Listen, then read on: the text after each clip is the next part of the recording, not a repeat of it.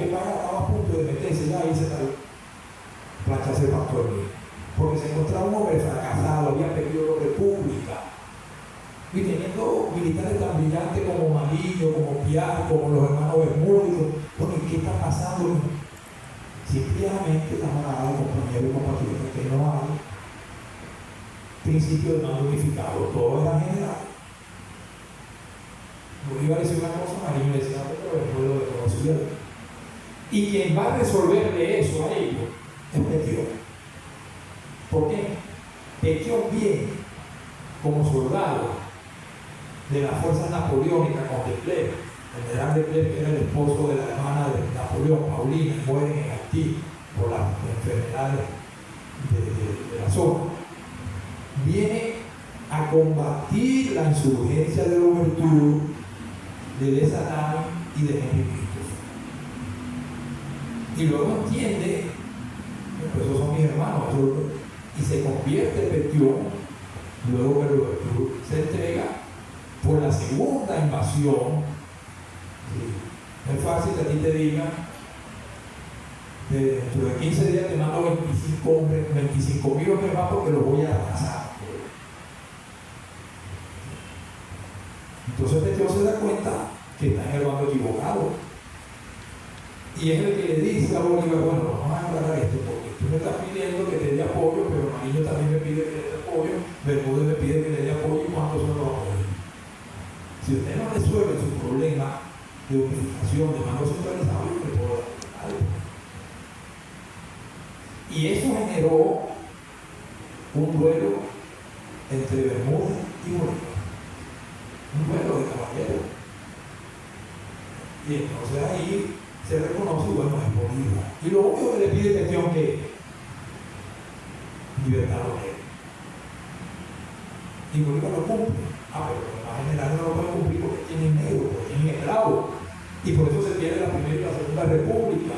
Y entonces cuando Bolívar entiende que una revolución se hace con pueblo. Una revolución se hace con pueblo. Y es bueno, y le recomiendo que lea un librito como de 140 páginas de Juan Urdapiete, que se dice Bove, la primera democracia o revolución social de Venezuela. ¿Por qué? Porque Bove, a ese pueblo de desdentado, de patuleco, de negro, de feo, de jorobado, lo unificó en 10.000 hombres de cama. No lo pudo hacer, lo mató. Y cuando le preguntan a Pedro Camejo, cuando ya era patriota, de la batalla de Carabobo, que Bolívar necesita gente experta para buscar unos caballos que le venían, le digo, quién sabe, pide los más caballos, el caballo de ese negro que está ahí, pero no confíen en ese negro, porque fue realista. Bolívar dice, ¿cómo es eso? Mi general, yo peleé viva al rey, porque vos me garantizaba que en cada pelea nos distribuía equitativamente lo que ganábamos, y yo estaba seguro que iba a tener un poquito de tierra para con mi mujer Juana y mi hijo tener un futuro. Pero con ustedes no, porque usted me está hablando de república, de libertad, de todo eso, pero era el que me daba con el látigo para mi familia. Estas son las. Entonces, la lectura hay que hacerla desde cada quien tiene su mirada. Y es entonces allí cuando Bolívar entiende que la revolución es con el pueblo y es la que le permite luego a Bolívar organizar todo ese proceso que va a llegar y culmina en 1821 con la segunda batalla de Carabobo. ¿Qué te hace ver eso? Bueno, primero, ¿qué podemos sacar como conclusión? Primero, que todo proceso, llámese de revolución o meta que uno se plantee, hay que estudiar. Si Bolívar no fue ningún improvisado, estudió todo, estuve en el perfil de todos los documentos de Marillo, los escritos de Piar, de Bolívar, tipo de estudiar, no solamente en el arte de la guerra, no, filosofía, conocimiento general, todo. Pero para que mirara que fue perseguido por la Santa y los dos poderes que había, los poderes monárquicos y los poderes de la iglesia, dejó 60 obras. ¿Cómo? Bolívar, su lugarteniente de Florencio de la R. recoge 32. ¿Y en qué tiempo? Entonces, uno que está construyendo un proceso de revolución que tenemos ya 24 o 25 años, el primer elemento es la educación. Y como decía Martí, hay que meterse en el monstruo para conocer. Porque ese es otro problema que tiene. No, tú no vas a leer, claro que yo leo una piedra. Tengo que leerlo porque Orlando Araujo, en el mejor ensayo que se dio aquí sobre la Venezuela violenta y la lucha de los años 60 y 70, le hizo un libro que se llama Venezuela violenta. Y en el libro que hace toda una reconstrucción de la literatura venezolana, dice Arturo Lapietti es el ideólogo de la burguesía, de la derecha, pero hay que leerlo porque ahí está condensado. Dice, hay que leerlo, pero ¿cómo va a conocer a tu enemigo?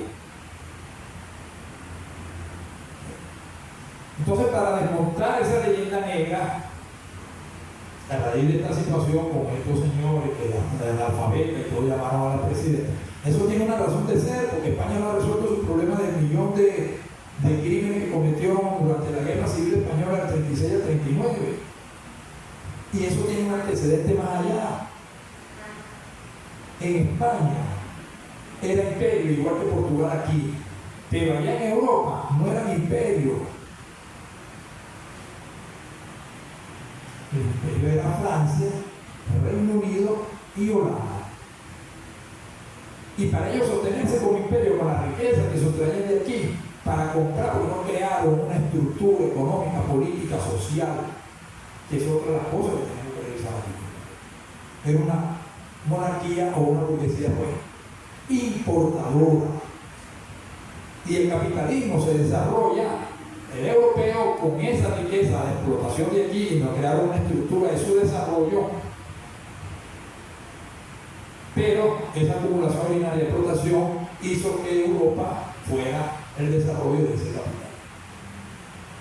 También así que Estados Unidos, las calles de Nueva York, la Quinta Avenida, es con el asfalto de ahí de Sucre, de Marón. Entonces, no hemos logrado, y eso hay que planificarlo, porque somos un país en nuestra estructura económica y social del sector primario, de importación y exportación de materias primas. Pero la industria y el tercero, servicios, banca, pero la industrialización, ¿cómo te desarrolla un país si no tiene una industrialización? Entonces, sí, no figura grande la genialidad Bolívar, Simón Rodríguez, Rebello, Chávez, y cuando usted vea el siglo XX, el siglo pasado aquí, va a encontrar dos figuras presidenciales antes de Chávez, y es el problema del petróleo. Cipriano Castro y Medina Gaviria. Entonces, tenemos una universidad como esta. Usted hace una encuesta, un censo aquí, ¿quiénes conocen de la historia del petróleo? Es un país petrolero que tiene la mayor reserva y el 90% de los estudiantes tienen idea de qué es eso llamado petróleo, qué origina el petróleo. Entonces adolecemos y carecemos de una serie de elementos que nos vienen desde ese proceso. Entonces, ¿cómo desmontamos la leyenda negra? Bueno, la leyenda negra se desmonta por ellos mismos, porque ¿quiénes son los que le critican a los funcionarios militares y de la iglesia y de los poderes funcionariatos del Imperio Español? Los mismos súbditos de la corona. Y el fiel representante que vino acá como colonizador para evangelizar indígenas fue Fray Bartolomé de las Casas. Pero resulta que Fray Bartolomé de las Casas se viene leyendo en el Reino de España en el siglo pasado. Estuvo sancionado por más de 400 años. León de Cieza, Luis Arce, Fray Bartolomé de las Casas y muchos otros pensadores que no son funcionarios ni franceses ni ingleses, son fieles funcionarios a la corona y le están diciendo a la corona la tropelía, la violencia, lo que está cometiendo con los pueblos originarios que están en los territorios que son sus colonos. lo que nos demuestra es la ignorancia supina de estos dirigentes de ultraderecha, que igual aquí en casi todos nuestros países de España, llámese Vox, llámese Partido Popular, cuando dicen que ellos no van a pedir ningún perdón. Claro, que no pueden pedir ningún perdón porque no han resuelto todavía el millón de asesinatos, empezando por uno de los más emblemáticos, Federico García Lorca y Miguel Hernández, como poetas. No.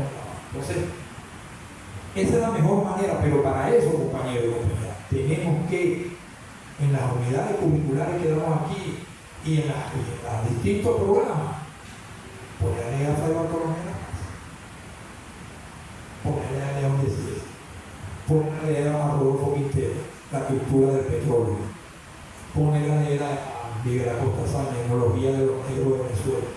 Pero si no lo hacemos, ¿cómo enfrentamos a un enemigo que nos tiene con un aparatito que ahora es muy digitalizado? Entonces el chamo de ahorita, de 17, 18 años, que está ingresando aquí, esa es nuestra tarea, porque se mete en internet y cree que porque estoy en la red social me está viendo 1000 personas. No, esos son algoritmos, usted no vale por nombre, usted vale por un código, un número, lo que sea ya. Entonces, ¿cómo darle y explicarle también que eso? Entonces, la situación que se nos presenta es a ver si tan difícil, digo que más, que la que plantearon en su momento de resistencia a Walter Puro, en su momento Bolívar, en su momento distintos ilustres representantes de lo que ha sido el proceso histórico, político y social. Entonces, ¿cómo retomar? Porque tenemos un pueblo excluido, que es lo originario. ¿Cómo hacer que tenían una concepción de lo que es lo que llaman en la informática el Ubuntu? Somos nosotros, el principio de nosotros. El todo es para todos. Ese es el principio original, el principio de los pueblos originales. No existe propiedad sino colectiva, es de todo. Y el principio de que la cosa es de quien lo necesita, no de quien lo tiene. Entonces no es fácil pelear contra 300 años de coloniaje, que primero nos cambiaron las leyes, y entonces es normal la esclavitud, es normal la encomienda, es normal el requerimiento, es normal todo ese tipo de cosas. Y eso es uno de los enfrentamientos que tenemos ahorita en este proceso. Empezar concientizando a la gente de sus comunidades para cambiar los nombres, porque aquí todavía existen nombres monárquicos de plazas, de calles y de avenidas. Claro, pero eso no lo van a hacer de arriba para abajo, eso tienen que hacerlo con el pueblo, en sus comunidades. Yo siempre he dicho, ¿por qué tengo yo que ponerle a una escuela el nombre de Hugo Chávez? No hay en esa comunidad una maestra que se lo cree y se le ponga. Por eso por ahí tenemos que empezar. Por lo micro, en la medida que tú vas sumando, vas pegando. Yo creo que esa es, desde mi punto de vista, lo fundamental es un proceso de replantear un proceso educativo, pero que transforme el cambio. Con nuestros errores, pero tenemos que asumir el reto, somos nosotros. Y tenemos modelos educativos, empezando por el de Simón Rodríguez y de otros investigadores que hace 40, 50 años, el estado docente del maestro Alberto Figueroa y así otros muchos. Entonces tenemos que arriesgarnos, porque no vamos a esperar a seguir repitiendo lo que ha fracasado durante tanto. Entonces, bueno, esa es mi breve comentario e intervención. A dejar el amigo Libertán Acosta que nos habla sobre Guayquepuro, que es un especialista.